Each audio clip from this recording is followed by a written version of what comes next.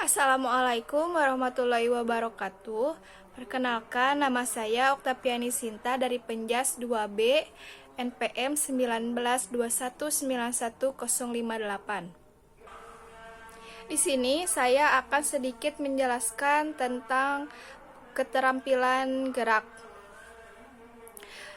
Yang pertama ada pengertian keterampilan gerak, yaitu kemampuan seseorang untuk melakukan suatu tugas gerak secara maksimal sesuai dengan kemampuannya. Keterampilan gerak juga pada setiap orang itu berbeda-beda. Banyak faktor yang mempengaruhi, antara lain yaitu ada faktor tingkatan usia dan pengalaman gerak. Sifat dasar dari sebuah keterampilan gerak adalah memaksa seseorang pelajar untuk lebih membuat pertimbangan ketika merencanakan belajar dari pengalaman, untuk membantu praktisi memahami sifat dasar dari keterampilan gerak. Beberapa sistem klasifikasi atau taksonomi telah mengembangkan keterampilan gerak dari beberapa unsur umum. Adapun pengertian belajar gerak, yaitu belajar suatu proses yang dilibatkan dalam melakukan gerak dan menyaring atau seleksi suatu keterampilan motorik tentang apa yang menjadi hambatan gerak tersebut. Studi yang terkait belajar gerak yakni motor kontrol, yang melibatkan sistem saraf, fisik, dan aspek tingkah laku tentang pergerakan manusia. Yang berikutnya ada klasifikasi keterampilan gerak. Keterampilan gerak adalah kemampuan untuk melakukan gerak secara efektif dan efisien. Keterampilan gerak juga merupakan perwujudan dari kualitas koordinasi dan kontrol tubuh dalam melakukan gerakan. Keterampilan gerak diperoleh melalui proses-proses belajar, yaitu dengan cara memahami gerakan dan melakukan gerakan berulang-ulang dengan kesadaran pikiran kebenaran tindakan gerak yang dilakukan. Pengklasifikasian gerak bisa dibuat berdasarkan beberapa sudut pandang, yaitu yang pertama ada berdasarkan kecermatan gerak. Keterampilan gerak bisa dikaji berdasarkan kecermatan pelaksanaan gerak. Kecermatan pelaksanaan gerak bisa ditentukan antara lain oleh jenis-jenis otot besar dan ada yang melibatkan otot halus. Berdasarkan kecermatan gerak atau jenis otot-otot yang terlibat, keterampilan gerak bisa dikategorikan menjadi dua, yaitu keterampilan gerak keterampilan gerak agal. Keterampilan gerak agal adalah keterampilan yang di dalam pelaksanaannya melibatkan otot besar dan basis utama gerak. Yang kedua ada keterampilan gerak halus, yaitu gerak yang pelaksanaannya melibatkan otot halus sebagai basis utama gerakan, sebagai contoh menggambar, mewarnai, dan menulis tegak sambung. Yang berikutnya ada klasifikasi berdasarkan perbedaan titik awal. Apabila diperlukan gerak keterampilan ada yang dengan mudah bisa diketahui bagian awal dan akhir dari gerakannya, tetapi ada juga yang sukar untuk diketahui dengan karakteristik seperti itu. Keterampilan gerak bisa dibagi menjadi 3 kategori. Yang pertama ada keterampilan gerak diskrit atau discrete motor skill. Keterampilan gerak diskrit yaitu keterampilan gerak di mana dalam pelaksanaan bisa dibedakan secara jenis titik awal dan titik akhir gerakan. Yang berikutnya ada keterampilan gerak serial atau serial motor skill. Keterampilan gerak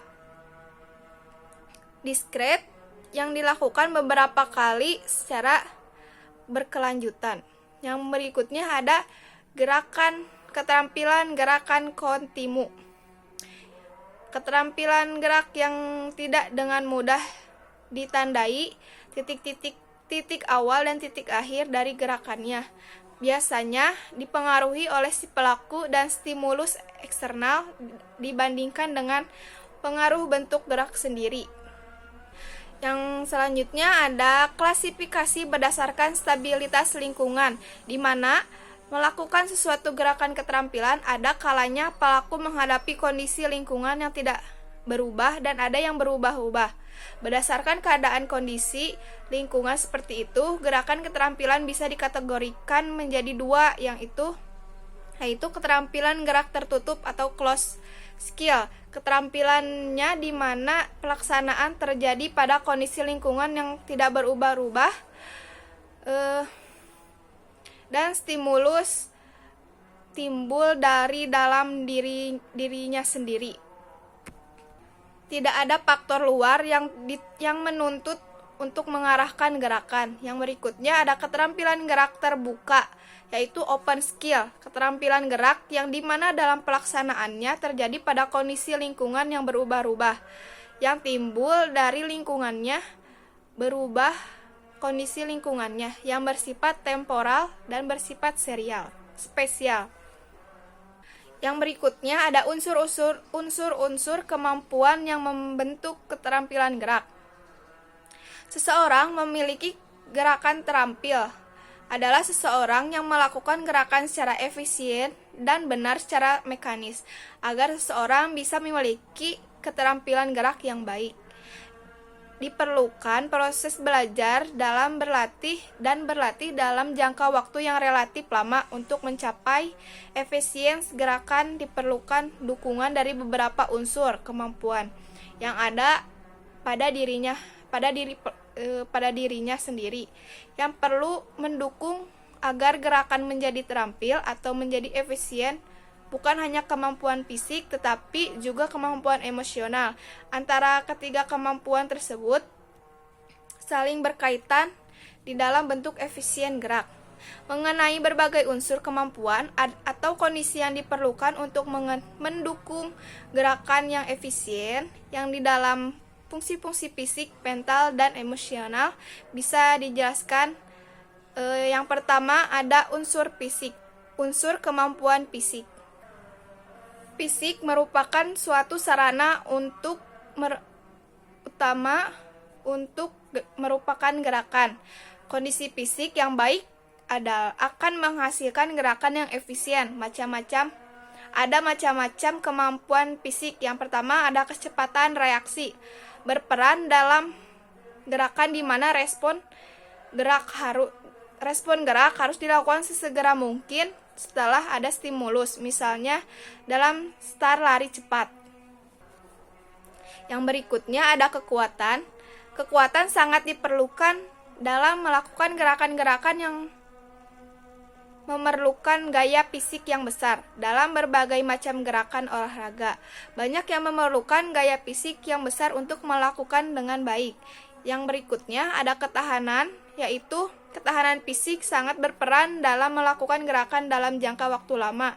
Dalam kegiatan olahraga, banyak gerakan yang harus dilakukan secara berulang-ulang dalam jangka waktu yang lama. Misalnya seperti sepak bola yang harus bertahan selama 2 kali 45 menit. Yang selanjutnya ada kecepatan. Kecepatan gerak juga sangat diperlukan untuk menyelesaikan tugas-tugas gerak yang harus diselesaikan dalam waktu yang sesingkat-singkatnya.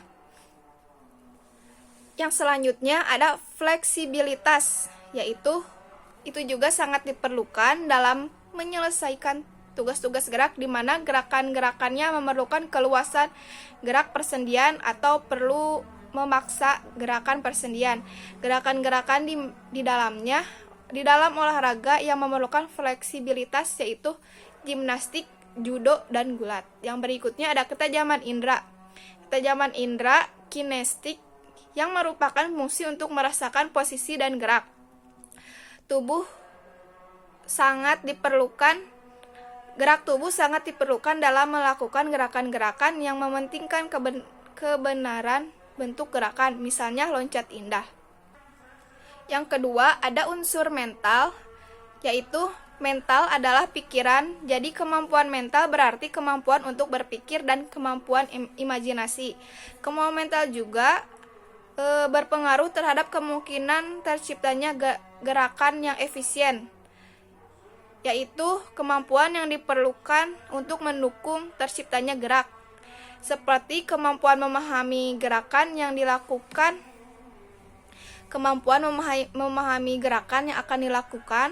kecepatan memahami stimulus, kecepatan melakukan keputusan, kemampuan memahami hubungan sosial, kemampuan menilai objek yang bergerak, kemampuan menilai irama, kemampuan mengingat gerakan lampau,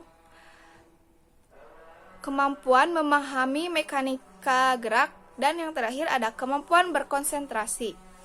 Nah, yang selanjutnya ada unsur kemampuan emosional. Kemampuan dan kondisi emosional yang diperlukan untuk mendukung pelaksanaan yang efisien adalah kemampuan mengendalikan emosi dan perasaan. Kemungkinan bagi seseorang untuk berbuat sesuai dengan yang seharusnya dilakukan atau tidak berbuat di luar batas. Kemampuan untuk mengendalikan emosi dan perasaan. Yang selanjutnya tidak ada gangguan emosional, misalnya ketegangan emosi, kemarahan, kesedihan erat kaitannya dengan penampilan gerak. Kondisi gerak bisa tergantung karena adanya gangguan emosi. Yang selanjutnya ada merasa perlu dan ingin mempelajari atau melakukan gerak, yaitu merupakan suatu motivasi internal atau dorongan dari dalam diri untuk berbuat hal berbentuk mempelajari atau melakukan gerakan. Yang selanjutnya ada memiliki sikap yang positif terhadap prestasi. Sikap positif terhadap prestasi bisa menimbulkan kecenderungan berbuat untuk berusaha mencapai prestasi. Yang berikutnya ada organisasi, unsur-unsur mendukung gerakan yang terampil. Di dalam berbagai gerakan, semua sistem tubuh difungsikan melalui sistem saraf untuk menghasilkan kontrol tubuh pada saat melakukan gerakan. Kontrol tubuh ada 3 macam. Yang pertama, kontrol keseimbangan, yaitu kemampuan untuk menyesuaikan pusat gravitasi secara efektif dalam hubungannya dengan bidang tumpuan yang tidak bergerak maupun tumpuan yang bergerak. Kontrol keseimbangan merupakan fungsi dari organ yang vestibular yang berada dalam telinga bagian dalam dan di dalam fungsinya ditunjang oleh fungsi mata. Yang selanjutnya ada kontrol ketepatan waktu berbuat atau timing. Dalam hal ini terwujud dalam bentuk ketepatan waktu kontraksi kelompok otot sehingga bisa menghasilkan gerakan dengan kecepatan urutan dan lamanya tiap unsur gerak yang sesuai dengan kebutuhan. Yang berikutnya ada kontrol muskular, yaitu kemampuan mengendalikan konsentrasi dan relaksasi otot. Kemampuan relaksasi penting untuk memperoleh efisiensi gerak dan mempercepat proses pemulihan kesegaran sesudah melakukan aktivitas. Mungkin sekian dari saya, mohon maaf masih banyak kesalahan. Mohon maaf bila tutur katanya kurang. Terima kasih. Wassalamualaikum warahmatullahi wabarakatuh.